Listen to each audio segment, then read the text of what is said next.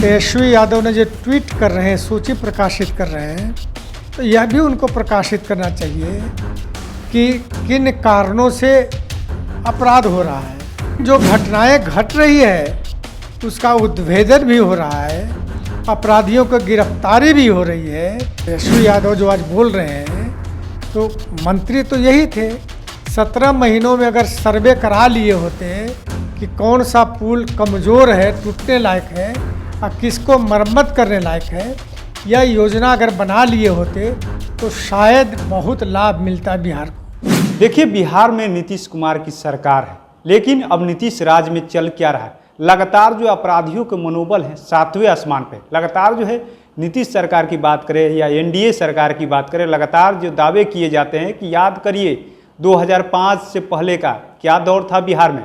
लेकिन जिस तरीके से अपराधी तांडव मचा रहे हैं पूरे बिहार में, अब लोग डर रहे हैं और विपक्ष तो क्राइम रिपोर्ट जारी कर रहा है। तेजस्वी यादव लगातार जो है हर जगह की घटना को लेकर के एक बुलेटिन भी जारी कर रहे हैं, बता रहे हैं कि देखिए बिहार में क्या हो रहा है। हमारे साथ बात करने के लिए जदयू के प्रदेश प्रवक्ता निहोरा प्रसाद यादव जी, अब क्या हो रहा है बिहार में सुशासन के राज में? अब लोग सुरक्षित नहीं है, आम तो छोड़िए खास लोग भी सुरक्षित नहीं है। नहीं, अभी भी बिहार में सुशासन है और आदरणीय मुख्यमंत्री नीतीश कुमार जी के नेतृत्व में अभी भी अपराध नियंत्रण में है। भले ही विपक्ष द्वारा राजनीतिक हवा बनाने की कोशिश की जा रही है, लेकिन बिहार के लोग आज भी निर्भीक हैं और ये मानते हैं कि ठीक है, छिटपुट घटनाएं होती है, आज ही नहीं होती है, सब दिन होता रहा है। लेकिन जो घटनाएं घट रही है उसका उद्भेदन भी हो रहा है, अपराधियों को गिरफ्तारी भी हो रही है और कानूनी कार्रवाई करके जेल भी भेजा जा रहा है, सज़ा भी दिलाई जा रही है। यही कारण है कि 9 महीने में 2,31,000 अपराधी गिरफ्तार हुए हैं और लगातार जो अपराधी हैं, जिनका आपराधिक चरित्र है, जो अपराध में संलग्न रहे हैं, वैसे लोगों को वारंटी हैं, वैसे लोगों को पुलिस गिरफ्तार कर रही है और जेल भेज रही है।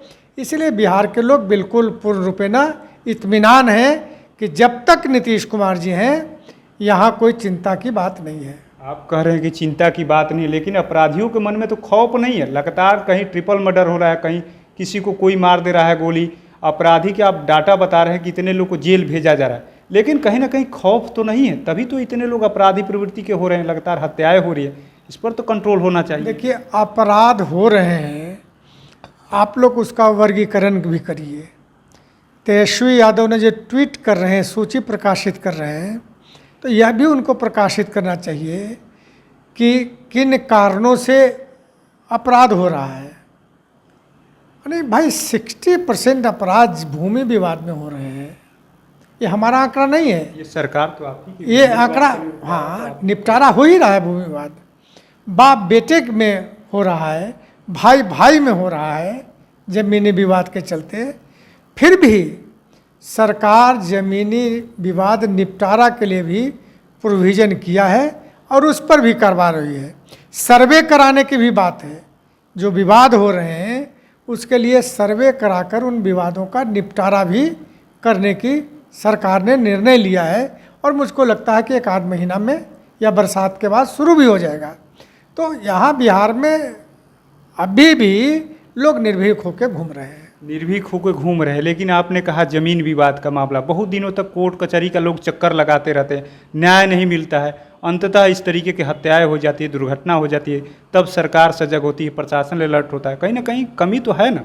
हम मानते हैं कि नहीं, जो कानूनी प्रक्रिया है कोर्ट का, उसमें तो हम हस्तक्षेप सरकार नहीं कर सकती है, लेकिन जो सरकार के अंदर में है, लोगों को जीवन माल की सुरक्षा देना, यह सरकार पूरी अपनी जिम्मेवारी के साथ कर रही है। लगातार जो है पुल गिरना शुरू है, अभी भी रुक नहीं रहा है। फारबिसगंज में भी एक पुल गिर गया है, 2017 में ही बना था।